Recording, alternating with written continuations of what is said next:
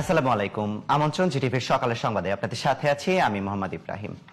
দর্শক, এই মুহূর্তে বাংলাদেশ সচিবালয়ে ব্রিফিং করছেন আইনমন্ত্রী। আমরা সরাসরি চলে যাচ্ছি সেখানে।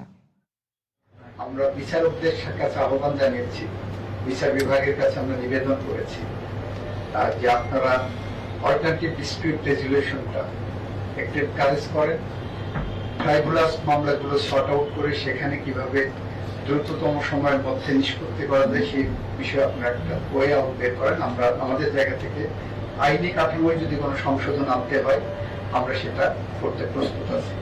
আমি ব্লাস্ট এবং ব্রাককে বলবো যে আপনারা এই জায়গাটাকে আমাদেরকে সহযোগিতা করতে মালয়েশিয়ার অভিজ্ঞতাটাকে কিভাবে একটু কাজে লাগাতে পারেন। মালয়েশিয়ায় 2 বছরের মধ্যে এরকম মামলার জব ড্রাস্টিক্যালি ড্রপ ডাউন করতে পেরেছিল।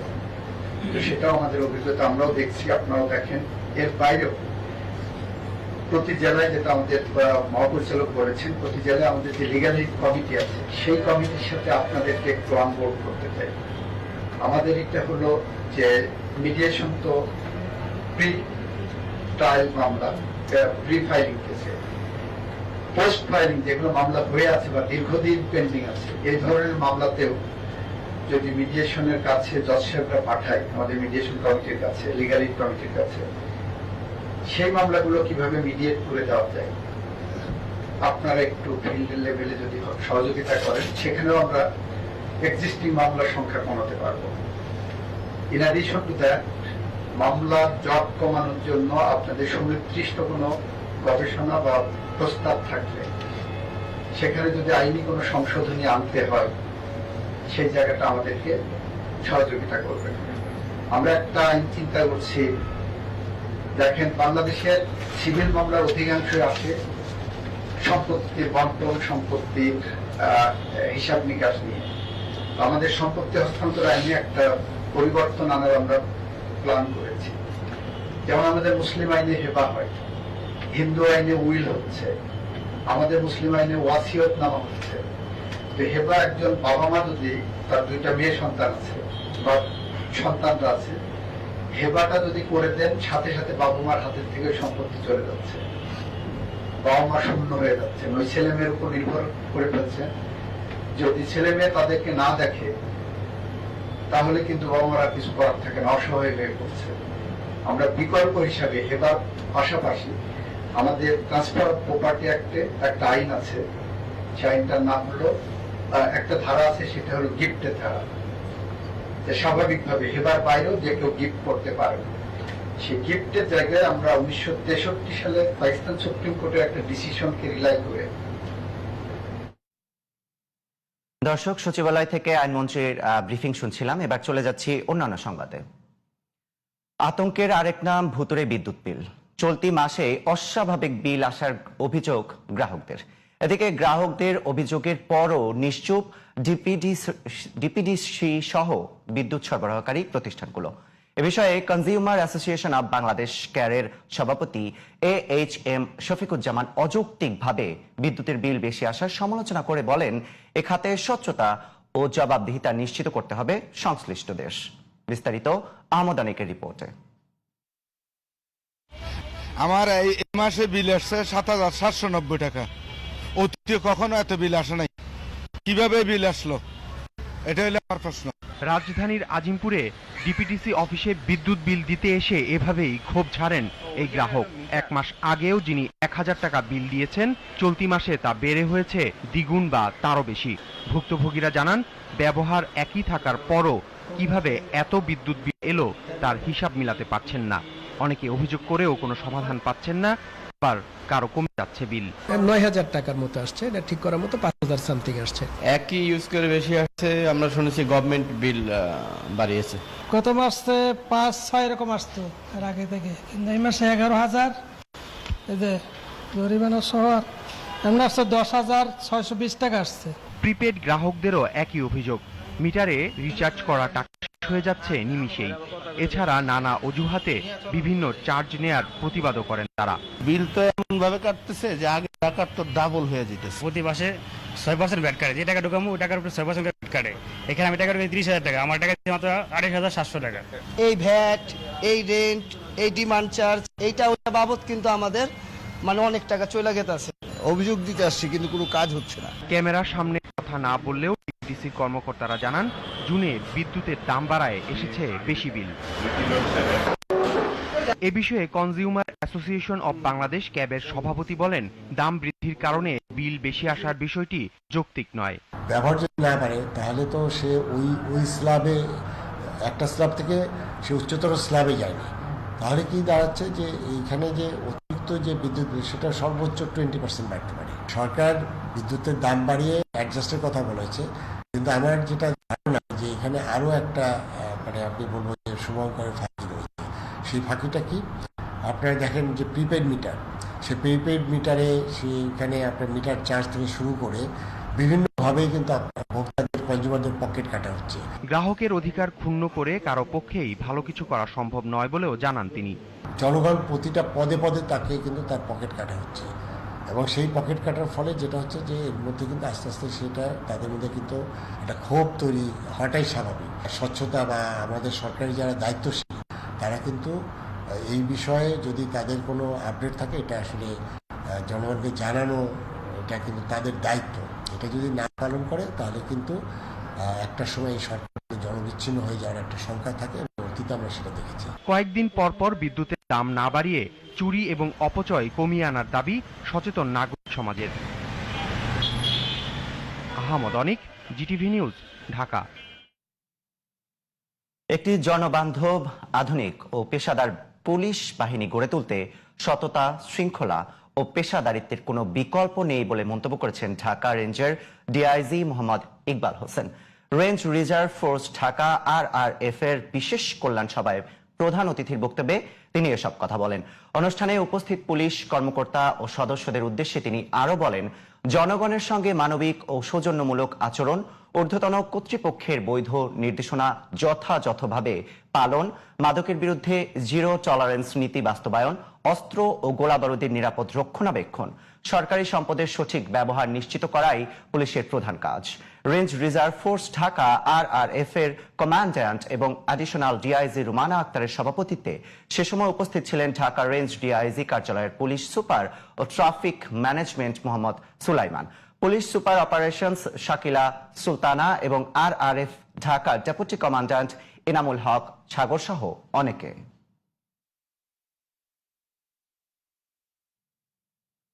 সপ্তাহ পেরিয়ে গেলেও কমছে না সিএনজি ফিলিং স্টেশনের সামনের দীর্ঘ লাইন।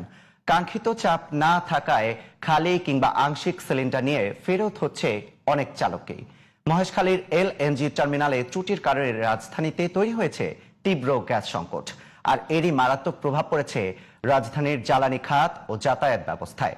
আয় কমেছে চালকদের, আর রাস্তায় বের হয়ে ঘন্টার পর ঘন্টা গাড়ির অপেক্ষায় নাকাল নগরবাসী।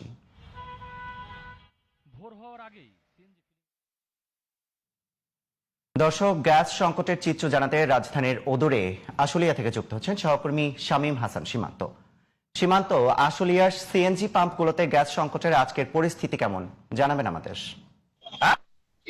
ইব্রাহিম, ধন্যবাদ আপনাকে। আপনি যেমনটি বলছিলেন, গ্যাস সংকট এটি একটি জাতীয় সমস্যার রূপ নিয়েছে। শিল্প অঞ্চল আশুলিয়ায় এই মুহূর্তে যে কয়টি সিএনজি পাম্প রয়েছে, বলা চলে প্রায় প্রত্যেকটা পাম্পেই কিন্তু গ্যাসের যে চাপ সেটি কিন্তু একেবারেই কম রয়েছে।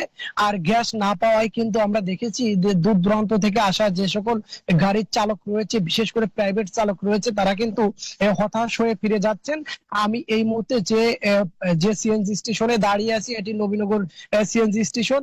এখানে কিন্তু কিছু সময় আগ থেকে গ্যাস দেওয়া শুরু হয়েছে, তবে গ্যাসের যে প্রেসার সেটি কিন্তু একেবারেই লো।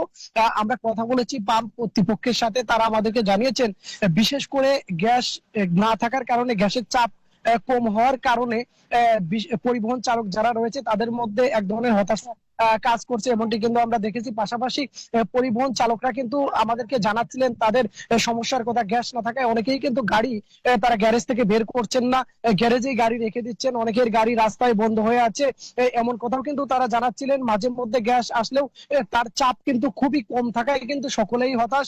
পাশাপাশি কিন্তু শিল্প কলকারখানাগুলো গ্যাসের উপর নির্ভরশীল, আর এই গ্যাস কম থাকার কারণে কিন্তু গ্যাসের চাপের পরিমাণ কম থাকায় আশুলিয়ার বেশিরভাগ শিল্প কলকারখানার অবস্থা কিন্তু খুবই নাজেহাল বলা চলে।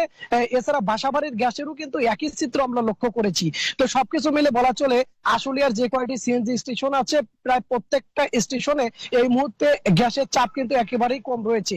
সারিবদ্ধভাবে দাঁড়িয়ে আছে বিভিন্ন পরিবহন। তো এই ছিল আমার কাছে সর্বশেষ। ইব্রাহিম। সীমান্ত, আপনাকে ধন্যবাদ। দীর্ঘ 1 যুগ পেরিয়ে গেলেও এখনো চালু হয়নি পটুয়াখালী 500 শয্যা বিশিষ্ট মেডিকেল কলেজ হাসপাতাল। অথচ 250 শয্যার পুরনো হাসপাতালটিতেই প্রতিদিন ভর্তি থাকছেন প্রায় 800 থেকে 1000 রোগী। শয্যা সংকটে মেঝে আর বারান্দায় এখন রোগীদের ঠিকানা। চিকিৎসা দিতে হিমশিম খাচ্ছেন চিকিৎসক আর নার্সরাও। তবে সংশ্লিষ্ট কর্তৃপক্ষ বলছে 3 মাসের মধ্যে পুরো দমে 500 শয্যার সুবিধা পাবেন রোগীরা। পটুয়াখালী থেকে শহীদুল ইসলামের রিপোর্ট, জানাচ্ছেন ফরিদুর রহমান। পটুয়াখালীর 18 লাখ মানুষের চিকিৎসা ভোগান্তি দূর করতে 2014 সালে এই হাসপাতালটিকে 250 থেকে 500 শয্যায় উন্নীতকরণ এবং মেডিকেল কলেজ নির্মাণ প্রকল্প হাতে নেয় সরকার। 546 কোটি টাকার এই প্রকল্প 2020 সালে শেষ হওয়ার কথা থাকলেও এখনো চালু হয়নি হাসপাতালের চিকিৎসা সেবা। হাসপাতালটিতে প্রতিনিয়ত ভর্তি থাকছেন প্রায় 800 থেকে 1000 রোগী। শয্যা না পেয়ে প্রতিদিনে মেঝে ও বারান্দায় গা ঘেঁষে চিকিৎসা নিচ্ছেন রোগীরা। রোগীর চাপ বেশি থাকার কারণে বারান্দায় থাকতে হচ্ছে, মশার কামড়ে ভোগান্তি হচ্ছে। বাচ্চা নিয়ে আসছি, বেড পাইতেছি না। আমার প্রত্যাশা অতি শীঘ্রই যেন পাশে ভবনটা উদ্বোধন করা হয়, যাতে এই সমস্যার সমাধানটা করা যায়।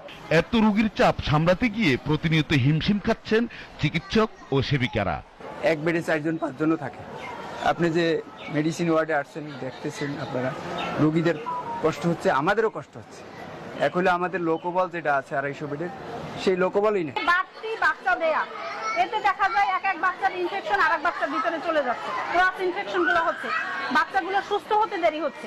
হাসপাতালটি 500 শয্যায় উন্নীত করতে প্রকল্পের অন্যান্য অবকাঠামো এখনো অসম্পূর্ণ রয়েছে বলে জানান সংশ্লিষ্ট কর্মকর্তারা। আমরা চালু করতে এখনো পারি না। এর অন্যতম কারণ হলো আমাদের জনবল কাঠামো বা অর্গানোগ্রাম এখনো পথ তৈরি হয় নাই। আমরা আশাবাদী হয়তো আগামী 2 থেকে 3 মাসের ভিতরে আমরা চালু করতে পারবো। পটুয়াখালীবাসীর প্রত্যাশা 500 শয্যার এই হাসপাতাল ব্যবস্থা দ্রুত চালু হলে শুধু রোগীদের ভোগান্তিই কমবে না, বরং উপকূলের মানুষ পাবেন আধুনিক চিকিৎসা সেবাও। তবে কর্তৃপক্ষের দেওয়া 3 মাসের প্রতিশ্রুতি কতটা বাস্তবায়ন হয় এখন সেটাই দেখার অপেক্ষা। Faridur Rahman, GTV news. দেশে হামের সংক্রমণ কিছুটা কমার ইঙ্গিত মিললেও থামছে না প্রাণহানি। স্বাস্থ্য অধিদপ্তর জানিয়েছে গত 24 ঘন্টায় হামে আক্রান্ত হয়ে এক শিশু এবং হামের উপসর্গ নিয়ে আরো 2 জনের মৃত্যু হয়েছে। এতে চলতি বছর দেশে হাম ও হামের উপসর্গে মোট মৃতের সংখ্যা বেড়ে দাঁড়িয়েছে 831 জন। একই সময়ে নতুন করে 996 জনের শরীরে হামের উপসর্গ শনাক্ত হয়েছে। ফলে মোট সন্দেহভাজন সংক্রমণের সংখ্যা বেড়ে হয়েছে 1,26,540 জন। অন্যদিকে ডেঙ্গুতেও বাড়ছে মৃত্যুর সংখ্যা। গত 24 ঘন্টায় এডিস মশাবাহিত এই রোগে আরো 3 জনের মৃত্যু হয়েছে। স্বাস্থ্য অধিদপ্তরের হিসাবে চলতি বছর ডেঙ্গুতে মোট 50 জনের মৃত্যু হয়েছে। এর মধ্যে শুধু জুলাই মাসেই প্রাণ হারিয়েছেন 32 জন। দর্শক, হাম ও ডেঙ্গু পরিস্থিতির আরো তথ্য নিয়ে নরসিংদী থেকে যুক্ত হচ্ছেন সহকর্মী শ্যামল মিত্র। শ্যামল, নরসিংদীতে হাম ও ডেঙ্গু পরিস্থিতি কেমন দেখছেন, বিস্তারিত জানাবেন আমাদের। নরসিংদী জেলা হাসপাতালে আপনাকে ধন্যবাদ। ইব্রাহিম, আমি আছি নরসিংদী জেলা হাসপাতালে।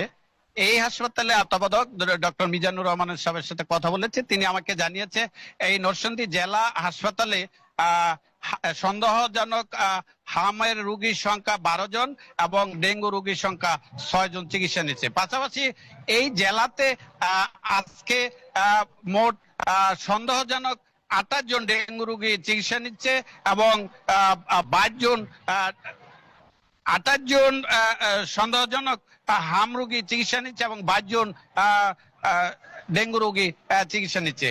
আমি একটি কথা আপনাকে জানিয়ে রাখি যে এই জেলাতে জেলার যে উপজেলা যে হাসপাতালগুলি আছে সেইখানে হাম এবং ডেঙ্গু রোগীর সংখ্যা কম, বিশেষ করে নরসিংদী 100 শয্যা হাসপাতাল এবং সদর হাসপাতালেই এই রোগীর সংখ্যা আমরা বেশি দেখতে পাচ্ছি। এখানকার তত্ত্বাবধায়ক ডক্টর মিজানুর রহমান আমাকে যেটি জানিয়েছে যে হাম রোগীর সংখ্যা আনুপাতিক হারে একটু কমছে 2-1 দিনের ভিতরে, উনি পর্যবেক্ষণ করেছেন। পাশাপাশি এইখানকার ডেঙ্গু রোগীর সংখ্যা একটু বৃদ্ধি পাচ্ছে। এই বিষয়ে উনি সবাইকে সচেতন হওয়ার জন্য উনি আমাকে বলেছেন। এই ছিল আমার কাছ থেকে নরসিংদীতে হাম ও ডেঙ্গু নিয়ে সর্বশেষ তথ্য। শ্যামল, আপনাকে ধন্যবাদ। দর্শক, হাম ও ডেঙ্গু পরিস্থিতির আরো তথ্য নিয়ে কুমিল্লা থেকে যুক্ত হচ্ছেন সহকর্মী মহিউদ্দিন ভূঁইয়া। মহিউদ্দিন, কুমিল্লায় হাম ও ডেঙ্গু পরিস্থিতি কেমন দেখছেন, বিস্তারিত জানাবেন। ইব্রাহিম, ধন্যবাদ। আপনাকে জানিয়ে রাখি যে কোনোভাবে নিয়ন্ত্রণ করা যাচ্ছে না হামের রোগীর সংখ্যা। প্রতিদিনই কিন্তু যুক্ত হচ্ছে কুমিল্লাতে হামের আক্রান্ত শিশুর সংখ্যা। আমি রয়েছি কুমিল্লা জেনারেল হাসপাতালে। আপনাকে যদি একটা বিষয় জানিয়ে রাখি যে গত 24 ঘন্টায় কুমিল্লা এই জেনারেল হাসপাতালে কিন্তু 11 জন শিশু হামে আক্রান্ত হয়ে ভর্তি হয়েছেন। তার মাঝে কুমিল্লা সিটি কর্পোরেশন এলাকার শুভপুর এলাকার একই পরিবারের 4 জন শিশু কিন্তু আক্রান্ত হয়ে ভর্তি হয়েছেন। তবে হামের পাশাপাশি কিন্তু বুইফোরা হিসাবে যুক্ত হয়েছেন ডেঙ্গুর আতঙ্ক। তো বলা যায় যে কুমিল্লার শিশুরা ভালো নেই কুমিল্লার গার্ডিয়ানরা। একে তো হামের আক্রান্ত রোগী সংখ্যা দিন দিনই বৃদ্ধি পাচ্ছে, তার উপরে মরার উপরে খারাগা যুক্ত হয়েছে ডেঙ্গু রোগীর সংখ্যা।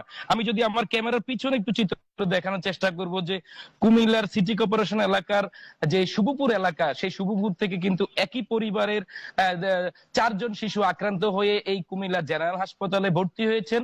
তারা গত 3 দিন যাবৎ হামে আক্রান্ত হয়ে এই কুমিল্লা জেনারেল হাসপাতালে চিকিৎসা নিচ্ছেন। তবে আপনাকে আরেকটু বিষয় জানিয়ে রাখি যে এই 4 জন শিশু কিন্তু হামের টিকা পায়নি বলে কিন্তু এই রোগীর স্বজনরা আমাদেরকে জানিয়েছেন। এদিকে জেলা সিভিল সার্জন আমাদেরকে জানিয়েছেন যে কুমিল্লাতে 27টি ওয়ার্ড এবং 17টি উপজেলায় পর্যাপ্ত পরিমাণ টিকার ব্যবস্থা রয়েছে। তারা কিন্তু দীর্ঘ 1.5 মাস যাবৎ টিকা দিয়েছে বলে কিন্তু তারা আমাদেরকে জানিয়েছেন। তবে এই শিশুগুলো কেন টিকা পায়নি সেটির কোনো সৎ উত্তর কিন্তু জেলা সিভিল সার্জন আমাদেরকে দিতে পারেনি। তবে আপনাকে একটি বিষয় জানিয়ে রাখি যে কুমিল্লার যেই 17টি উপজেলা রয়েছে সেই 17টি উপজেলা থেকে নতুন করে হামের পাশাপাশি ডেঙ্গুরও কিন্তু আতঙ্ক রোগী সংখ্যা বৃদ্ধি পাচ্ছে। গত 24 ঘন্টায় শুধুমাত্র দাউদকান্দি উপজেলায় নতুন করে হামের পাশাপাশি 3 জন কিন্তু ডেঙ্গু আক্রান্ত হয়ে সরকারি উপজেলা স্বাস্থ্য কমপ্লেক্সে ভর্তি হয়েছেন। এদিকে আপনাকে আরেকটা বিষয় জানিয়ে রাখি যে কুমিল্লা জেলা সিভিল সার্জন আমাদেরকে জানিয়েছেন যে ডেঙ্গু হামের পাশাপাশি ডেঙ্গুর আতঙ্ক কিন্তু কুমিল্লাতে যুক্ত হয়েছে। তবে বিভিন্ন উপজেলায় সচেতনতামূলক প্রচার প্রচারণা তারা চালিয়ে যাচ্ছেন উপজেলা প্রশাসন থেকে এবং কি উপজেলা স্বাস্থ্য কমপ্লেক্স থেকে যে উপজেলা স্বাস্থ্য কর্মকর্তারা রয়েছে তারাও কিন্তু ডেঙ্গুর আতঙ্ক মোকাবেলা করার জন্য এবং ডেঙ্গু মোকাবেলা করার জন্য বিভিন্ন প্রচার প্রচারণা চালিয়ে যাওয়ার কথা কিন্তু তারা আমাদেরকে জানিয়েছেন। তো আপনাকে একটি বিষয় জানিয়ে রাখি যে ইব্রাহিম, শুধুমাত্র সিটি কর্পোরেশনের 27টি ওয়ার্ড ছাড়া কুমিল্লার যে 17টি উপজেলা রয়েছে সেই 17টি উপজেলায় হাম এবং কি ডেঙ্গুর সচেতনতা প্রচার প্রচারণা তেমন কোনো চিত্র আমরা দেখতে পাইনি। জেলায় পর্যন্ত 14 জন শিশু কিন্তু হামে আক্রান্ত হয়ে মৃত্যুবরণ করেছেন। জেলায় আক্রান্তের সংখ্যা দাঁড়িয়েছে প্রায় 3500-র অধিক। তো কুমিল্লাতে হামের পাশাপাশি কিন্তু ডেঙ্গুর আতঙ্ক বিরাজ করছে। প্রতিদিনই কিন্তু নতুন করে যুক্ত হচ্ছে হামের পাশাপাশি ডেঙ্গু রোগীর সংখ্যা। এদিকে জেলা স্বাস্থ্য বিভাগ আমাদেরকে জানিয়েছেন যে মানুষের মধ্যে জনসচেতনতা বৃদ্ধি করা এবং কি কোমলমতি শিশুদের গার্ডিয়ানদেরকে অতিরিক্ত সচেতন হওয়া জরুরি বলে তারা কিন্তু আমাদেরকে জানিয়েছেন। তো কোনোভাবেই কিন্তু নিয়ন্ত্রণ করা যাচ্ছে না হাম এবং ডেঙ্গু রোগীর সংখ্যা। এই ছিল কুমিল্লা থেকে আমার কাছে সর্বশেষ পরিস্থিতি। ইব্রাহিম। মহিউদ্দিন, আপনাকে ধন্যবাদ। হবিগঞ্জে জাতীয় নাগরিক পার্টি এনসিপির নেতা কর্মীদের উপর হামলার ঘটনায় জেলা ছাত্রদল সভাপতিকে প্রধান আসামি এবং 11 জনের নাম উল্লেখ সহ আরো অজ্ঞাত 100 জনকে আসামি করে বুধবার রাতে মামলা করেছে এনসিপি। ওই ঘটনার পর হবিগঞ্জে এনসিপি ও ছাত্রদল মুখোমুখি অবস্থানে রয়েছে। হবিগঞ্জ থেকে আজিজ সিদ্দিকীর রিপোর্ট, জানাচ্ছেন নাইমুর রহমান। মঙ্গলবার হবিগঞ্জে এনসিপি নেতাকর্মীদের উপর হামলার ঘটনায় দলের মুখ্য সংগঠক সার্জিস আলম সহ বেশ কয়েকজন আহত হন। এই ঘটনার প্রতিবাদে বুধবার বিক্ষোভ কর্মসূচির ঘোষণা দেয় এনসিপি। অন্যদিকে একই দিনে ছাত্রদল ও পৌর বিএনপিও পৃথক বিক্ষোভ কর্মসূচির ঘোষণা দেয়। পাল্টাপাল্টি কর্মসূচিকে কেন্দ্র করে আইন শৃঙ্খলা পরিস্থিতি নিয়ন্ত্রণে জেলা প্রশাসন শহরে 144 ধারা জারি করে। বুধবার বিকেলে মৌলভীবাজার থেকে হবিগঞ্জে প্রবেশের পথে বাহুবল উপজেলার মুছাই নামক চা বাগান এলাকায় পৌঁছালে এনসিপির কেন্দ্রীয় নেতাদের বহর পুলিশ ব্যারিকেড দিয়ে আটকে দেয়। তারাও আসার জন্য চেষ্টা করেছে। তো আমরা ইতিপূর্বে বলেছি যে এখানে 144 ধারা জারি আছে আইন শৃঙ্খলা রক্ষার্থে এবং জানমালের নিরাপত্তার স্বার্থে। আমরা তাদের এখানে নিরাপত্তাজনিত কারণে এই যে আমরা যে ব্যারিকেডটা দিয়েছিলাম এটা আমরা তাদেরকেও বুঝিয়েছি। পরে বুধবার রাত 8:30টার দিকে বাহুবল উপজেলার কামাইছড়া পুলিশ ফাঁড়িতে জেলা যুবশক্তির আহ্বায়ক তন্ময় তাহির রুবেল বাদী হয়ে অভিযোগ দায়ের করেন। জুলাইয়ের বিচার এবং সংস্কার বাস্তবায়ন, গণভোটের রায় বাস্তবায়নের জন্য আমরা পুরো বাংলাদেশের মানুষের কাছে যাচ্ছি, মানুষের সাথে কথা বলার জন্য গিয়েছি। গতকালকে হবিগঞ্জে আমরা মানুষের সাথে কথা বলেছি, আলোচনা করেছি। যখন বের হব সেই সময় আমাদের উপরে হত্যা চেষ্টা করা হয় এবং বিএনপির জিকে গাউসের যারা অনুসারী রয়েছে তারা আমাদের উপরে চেইন, হকি স্টিক, রামদা দিয়া হলো আঘাত করে। তো সেখানে এবং যিনি স্থানীয় এমপি, যিনি একজন হুইপ, তিনি যেখানে দলকে নিয়ন্ত্রণ করার কথা তিনি নিজেই সন্ত্রাসী পালছেন এবং তার অনুসারীরা এখানে দিবালোকে এবং সন্ধ্যার সময় সকলের সামনে স্পষ্টভাবে হামলা করেছে। এখন হামলা হয়েছে, আমরা এখন পর্যন্ত গ্রেফতার দেখিনি, কারণ পুলিশ বলছে মামলা হয়নি। ফলে মামলা করার জন্য আমাদের বিক্ষোভ মিছিলকে কিন্তু আমরা স্থগিত করেছি, যেহেতু 144 ধারা এবং পুলিশ অনুরোধ করেছে আমাদের। আমরা মামলার জন্য আসতে দিয়েছি, তারা মামলার জন্য আমাদেরকে প্রথমে আসতে দেয়নি, বাধা দিয়েছে কয়েক দফায়। আমাদের মাহমুদা মিতু ওনার গায়ে হাত করেছে পুলিশ। এ ঘটনায় জেলা ছাত্রদলের সভাপতি শাহ রাজীব আহমেদ রিঙ্গন বলেন, গতকালকের ঘটনায় ছাত্রদল জড়িত নয়। মামলা দায়ের করায় তীব্র নিন্দা জানান তিনি। Naimur Rahman, GTV news. দর্শক, বুধবার রাতে হবিগঞ্জে এনসিপির নেতাকর্মীদের উপর হামলার অভিযোগে শতাধিক ছাত্রদল নেতাকর্মীর বিরুদ্ধে মামলা হয়। সেখানকার পরিস্থিতি জানাতে হবিগঞ্জ থেকে যুক্ত হচ্ছেন সহকর্মী আজিজ সিদ্দিকী। আজিজ, হবিগঞ্জে এনসিপির দায়ের করা মামলায় প্রশাসন কি বলছে এবং আজকের পরিস্থিতি কেমন, যে বিস্তারিত জানাবেন আমাদের। গত মঙ্গলবার এনসিপি কর্তৃক আয়োজিত পদযাত্রা পথসভা এসেছিলেন কেন্দ্রীয় মুখ্য সংগঠক নাসির উদ্দিন পাটোয়ারি এবং উত্তরাঞ্চলের মুখ্য সংগঠক সার্জিস আলম। তাদের কর্মসূচি শেষে হবিগঞ্জের কোর্ট পয়েন্ট এলাকায় তাদের সাথে উৎসুক জনতা এবং তাদের অভিযোগ ছাত্রদলের ধাক্কাধাক্কি হয়, পরবর্তীতে এটি সংঘর্ষে লিপ্ত হয়। তাদেরকে পুলিশ প্রশাসন প্রটোকল দিয়ে সার্কিট হাউসে নিয়ে আসার পর সেখানে উত্তপ্ত পরিস্থিতির সৃষ্টি হয় এবং পুলিশ প্রশাসনের পরিশ্রমের বিনিময়ে তাদেরকে রাত 11টার সময় হবিগঞ্জ থেকে সেই একটিতে মৌলভীবাজার তাদের পরবর্তী কর্মসূচিতে অংশগ্রহণের জন্য সহযোগিতা করা হয়।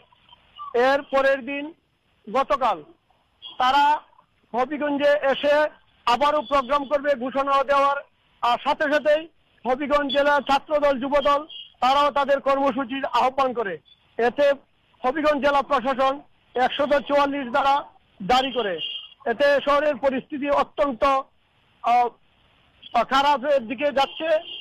এই অবস্থায় বিজিবি, র্যাব, পুলিশ তারা সারা শহরে টহল জারি করে এবং বিকালে মৌলভীবাজার থেকে কেন্দ্রীয় নেতারা আসলে মৌলভীবাজার ক্রস করে মুছাই নামক স্থানে আসার সময় পুলিশ ব্যারিকেড দিয়ে তাদেরকে রুখে দেয় এবং পরবর্তীতে পুলিশ রাত 8 ঘটিকার সময় হবিগঞ্জ জেলা পুলিশ সুপার তাদের সাথে সমঝোতায় বসে এবং হবিগঞ্জের কামাইছড়া নামক পুলিশ ফাঁড়িতে বসে তাদের অভিযোগ গ্রহণ করে। তারা 11 ছাত্রদলের জেলা ছাত্রদলের সভাপতি শাহ রাজীব আহমেদ রিঙ্গন সহ 11 জনের নাম উল্লেখ করে এবং 100টা অজ্ঞাতনামা দিয়ে একটি অভিযোগ দায়ের করে। আজিজ, আপনাকে ধন্যবাদ। এবার আন্তর্জাতিক প্রসঙ্গ।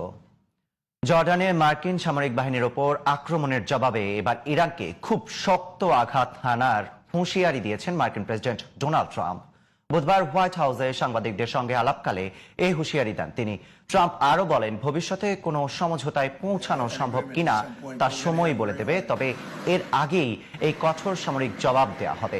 এদিকে ট্রাম্পের এই বক্তব্যের পরই বৃহস্পতিবার ভোরে ইরান জুড়ে বড় ধরনের বিমান হামলা চালানোর কথা আনুষ্ঠানিকভাবে জানিয়েছেন মার্কিন central command CENTCOM. Qeshm, Kish, বন্দর আব্বাস, আবাদান ও বুশেহরে শক্তিশালী হামলা চালানোর কথা জানায় তারা। এছাড়া বিভিন্ন এলাকায় বিস্ফোরণের খবর পাওয়া গেছে। জর্ডানে মার্কিন সামরিক ঘাঁটিতে আইআরজিসির হামলার পর মধ্যপ্রাচ্যে নতুন করে বেড়ে গেছে উত্তেজনা। বিশ্লেষকদের মতে পাল্টাপাল্টি হামলার এই ধারাবাহিকতা মধ্যপ্রাচ্যকে আরো বড় আঞ্চলিক সংঘাতের দিকে ঠেলে দিতে পারে। এবার জি স্পোর্টস।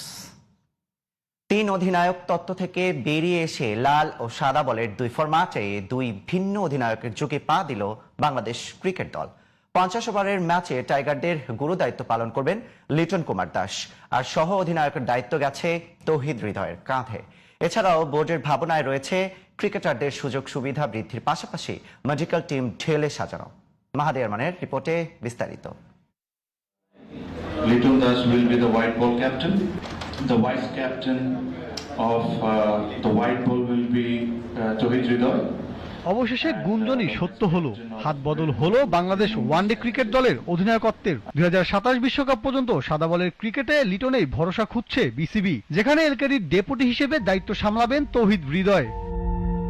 তামিমের বোর্ডের 3য় বোর্ড সভায় এজেন্ডা ছিল অনেক বিষয়ই। বিসিবির 4 ঘন্টার বোর্ড মিটিংয়ে অনেকটাই প্রাধান্য পেয়েছে ক্রিকেটারদের ফ্যাসিলিটিস সুবিধা। তাই তো পূর্বাচল স্টেডিয়ামকে নতুন নকশায় ঢেলে সাজানোর তাগিদ বর্তমান বোর্ডের। এটা আমরা গভর্নমেন্টের সাথে আলোচনা শুরু করেছি।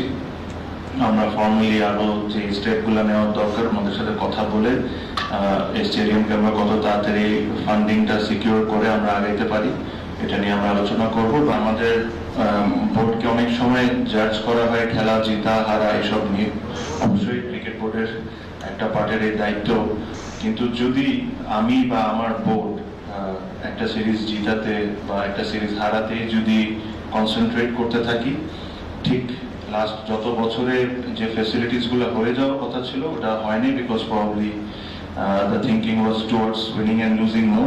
এদিকে ইনজুরিতে অস্ট্রেলিয়া সিরিজে খেলোয়াড়দের বাদ পড়ায় কাঠগড়ায় বিসিবির মেডিকেল ডিপার্টমেন্ট। ভবিষ্যতে এই বিষয়ে জিরো টলারেন্স নীতিতে অবস্থান নেয়ার পক্ষে তামিম ইকবালের কমিটি। সিলেক্টর বলেন, ফিজিওস বলেন বা মেডিকেল ডিপার্টমেন্ট থেকে যারা আছেন তাদেরকে নোটিশ দিয়ে তাদেরকে এনে অলরেডি তাদের সাথে ডিসকাশন হয়েছে, এন্ড যারা মেডিকেল ডিপার্টমেন্ট ডিসিপ্লিন ডিপার্টমেন্টে আছেন তারা তাদের সিদ্ধান্ত দিবেন। যদিও বহুল প্রতীক্ষিত ইন্ডিয়া সিরিজ নিয়ে আলোচনা থাকলেও এখনো ঠিক হয়নি চূড়ান্ত সিদ্ধান্ত।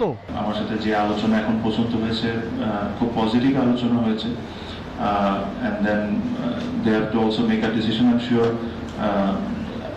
খুবই দ্রুত হয়তো বা আমরা জানতে পারবো। আমার মনে হয় না যেটা খুব লং লাস্টিং হবে। Even if it gets postponed, we'll get to know quickly if the series is happening. তাহলে আমরা খুব তাড়াতাড়ি আশা করি জানতে পারবো। Mahadi Arman, GTV news, Dhaka. Central Asian volleyball association CAVA চ্যাম্পিয়নশিপের ফাইনালে স্বাগতিক পাকিস্তানের কাছে